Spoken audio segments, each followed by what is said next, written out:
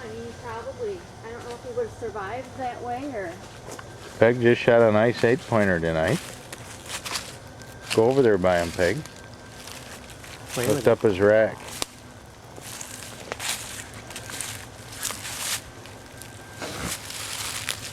He was, get down there by him, dear. He's just a little fella. A little fella. He's a nice, really perfect, even 8-pointer. Looks like he was starting a 10th point there in the front. He had kind of a gimpy foot. Lift up his foot once, Peg. Let's take a look at that thing. Thing's like a goofy club foot with a... It's got a big hook there, and the foot itself is all festered and... Yeah, hold it still once. Let me zoom in on that thing. What's that? It's got like an elf foot all curled up and everything, and it's festered, and Peg, it's shorter, quite a bit shorter than the other foot. Said he was limping pretty good. Yeah, he was really limping, and he made all kinds of noise coming through. Got a good shot at him right there. Shot him kind of high, didn't I? Yeah, but you were in a tree stand. Get behind him, lift up his head. Let's take a look at that rack comparing to you.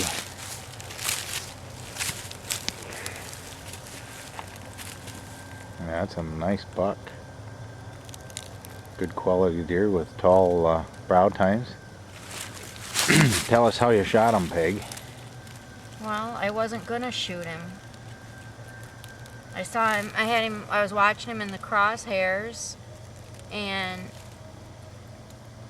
then he turned, he was in a thicket, and he turned to get out of there, and he acted like he was stuck in there, like he couldn't get out. And I watched him, and then when he walked out on the trail, I could see that he was limping really hard on his front leg, and so I thought he'd been shot already, and so that's why I shot him.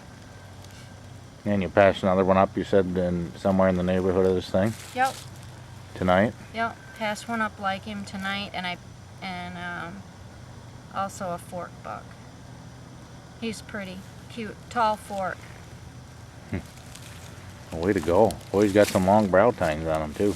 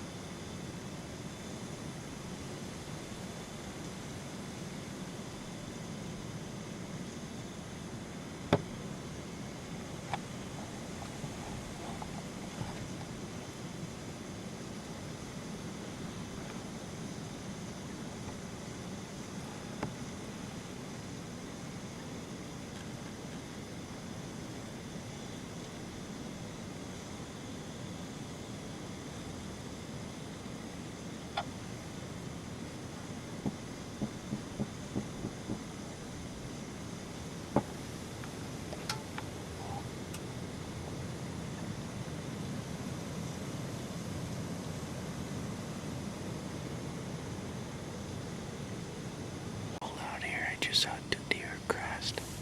It's December 2nd. And there's about 6 inches of snow. I'm hunting a food plot.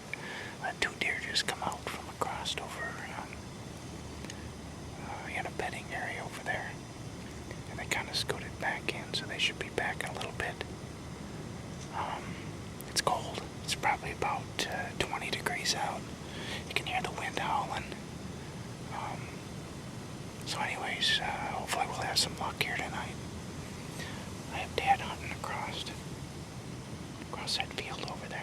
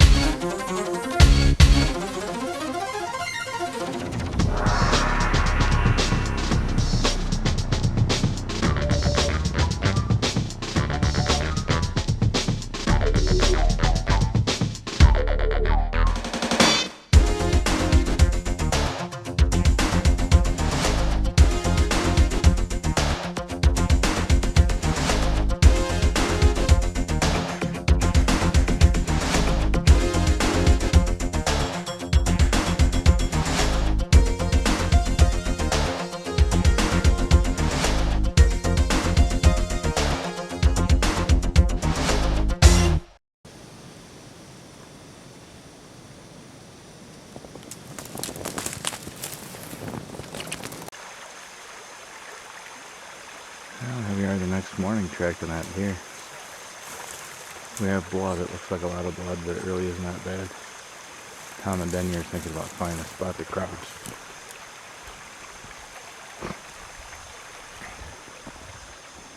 Got blood right here. Going right up the bank there. Goes right up into my land there.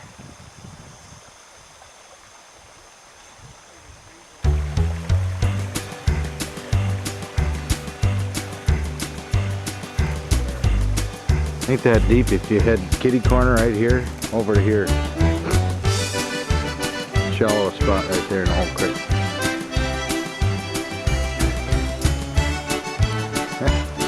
If you don't know how to swim it is, just follow my thing here.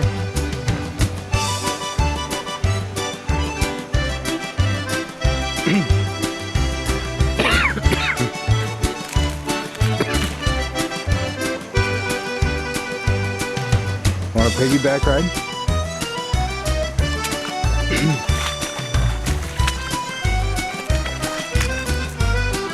Over this way, Tom.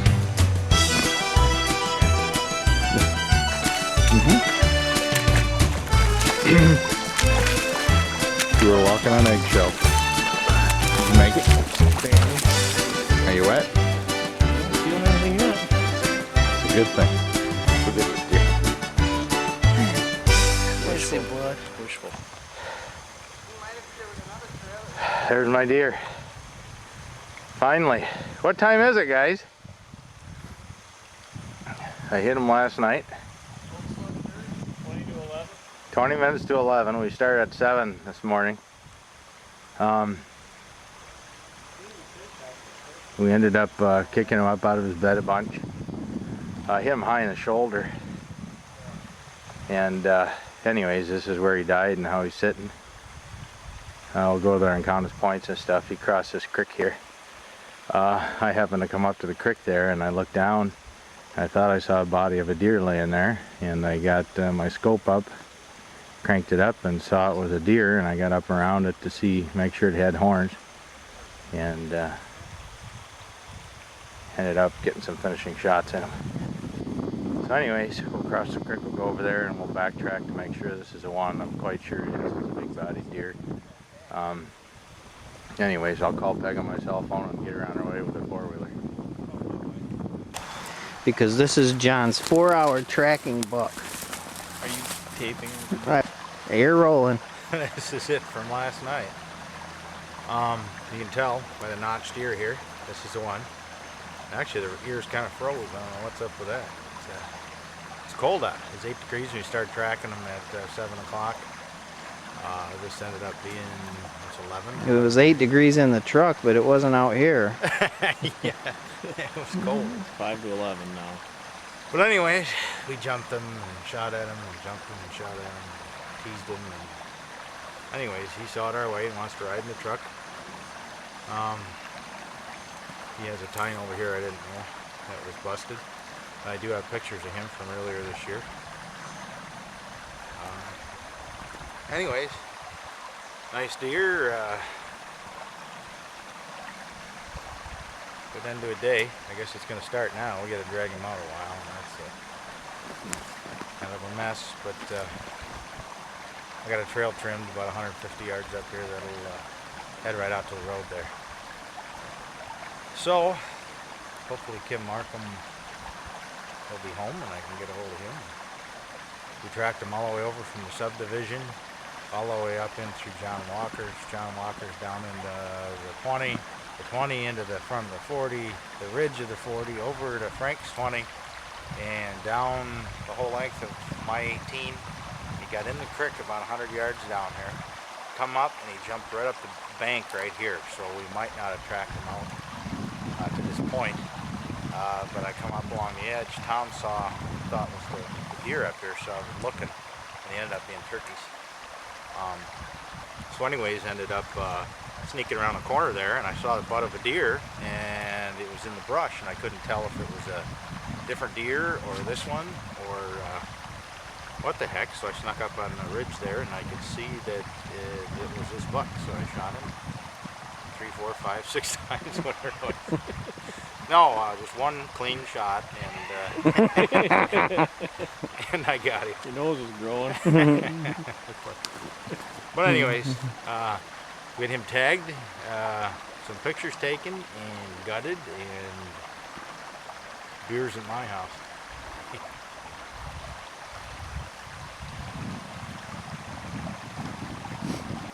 This is where he crossed over here.